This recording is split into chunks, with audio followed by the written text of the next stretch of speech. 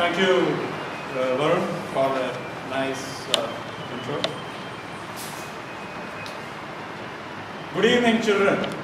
Good evening. Good evening, sir. Today, I am going to tell you a story.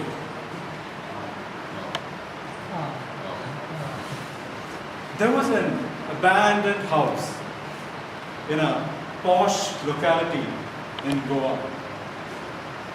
And everyone used to be so scared of going there that even if you dared them, they wouldn't. They used to hear moaning and growling and even some sinister laughter coming out of the house during the night. The neighbors tried to complain to the authorities. And authorities sent a few agents, policemen, and invariably the result used to be the same. The policemen used to be chased out of the house with boots and furniture thrown on them. Now, it fell upon my friend, Leo.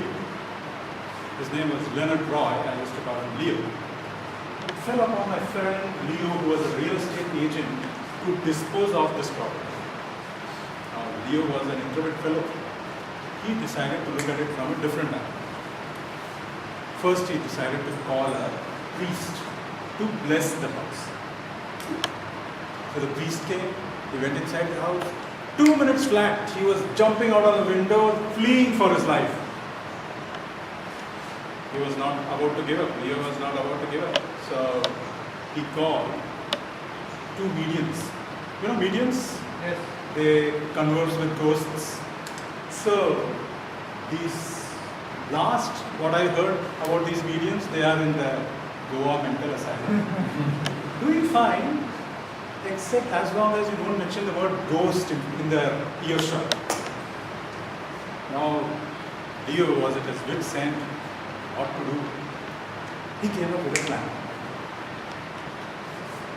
He decided to find a buyer who can be sold without him having to visit the place. Somebody from outside. So he gave out an ad in a national daily, and guess what? As luck would have it, there was a buyer who was very keen. And this buyer was from where? Nama Bangalore, a software tech. So he was keen on the property, and after some back and forth, he said, "Okay, I'll sign the papers." And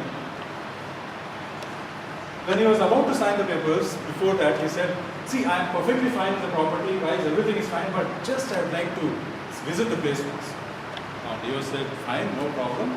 He decided to show him the property during high noon, around 12 o'clock, when broad daylight, when these ghosts are all supposed to be sleeping.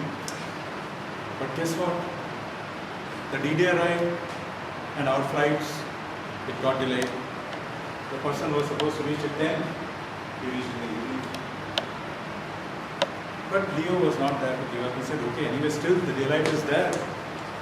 Let me show him around the place." So they reached there. And when they pushed open the wrought iron gates of the compound, the site was that of a European style mansion with plaster peeling off in certain areas. The pathway was fully lined with dry grass, overgrown grass, and broken window panes, in some places patchwork of wooden planks and all. Leo commented, "See, it needs some work, but then you're getting such a good bargain."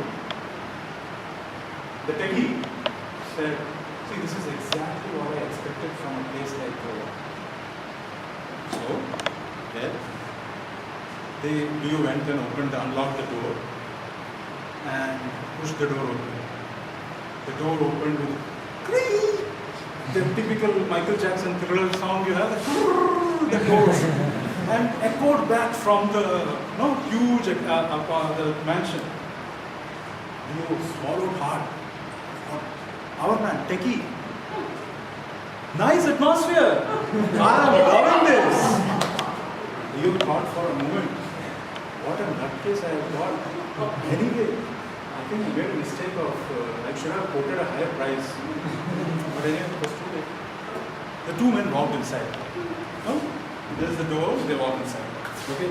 A tall fire, 2-story tall, a chandelier right in the mid, full of cobwebs. Okay? All the chandelier is rusted and dusty, full of cobwebs. Right ahead, it's a huge mansion, right ahead there is a grand staircase. Staircase which leads to the top floor. So, our man, Techie, creepy, he bounded to the center and made a round pirouette. He was totally excited. Spread his arms wide. He said, "Foul spirits, come to me!" Leo was like, blanched. Shit, why? He was like, what the nutcase is he? He's a moron. What is he doing? He slowly backed up. Leo backed up, ready next to the door. There was quiet for some time. Our man Techie is standing there. He's facing Leo. And suddenly there was a chuckle. And it grew louder. The laughter grew louder. And louder and louder and louder. Until it became a ghoulish, blood-curdling, hair-raising kind of a laughter. Then there was this voice. "I'm coming down now!" The Techie looked at Leo and said, "Hey, awesome! What special effects, man! How did you do that?" Leo was like standing there, frightened, terrified. He was chattering, the teeth is chattering, and he said, "I did." Techie was looking at him, and Leo was standing there, straight, eyes fixed. The Techie's grin kind of, slipped a little. He was looking at Leo, he followed his gaze to the staircase. And then, a bright light exploded and resolved into a green, ghastly, pale green corpse-like head with flaming red eyes, grisly hair, and mouth, a big mouth with fangs instead of teeth. Leo was frozen stiff, staring at him.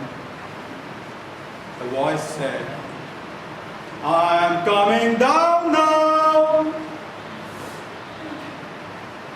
Already Leo had started fiddling with the knob. Somehow he was trying to pull it open and it was not working out. Then the green head started slowly rolling down. Started coming down. Somehow Leo just gave a push and pat! He flashed. He was outside of the campus, into the street, running away. Full blast, he's running away. Suddenly he realized he had company. He turns around and sees that Techie is running, giving him good, absolutely fantastic speed.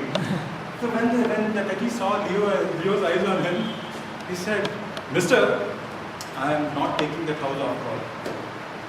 "Why not?" Those guys turned around and this green ball, this green head is bouncing along with them. The Techie took one look at that, gave a loud shriek, and he ran so fast he almost flew and he was out of sight. Was it? It must have been the asking price, the head said to Leo in a very conversational tone. Now it was Leo's turn to shriek, and he ran so fast that his feet were creating sparks on the pavement.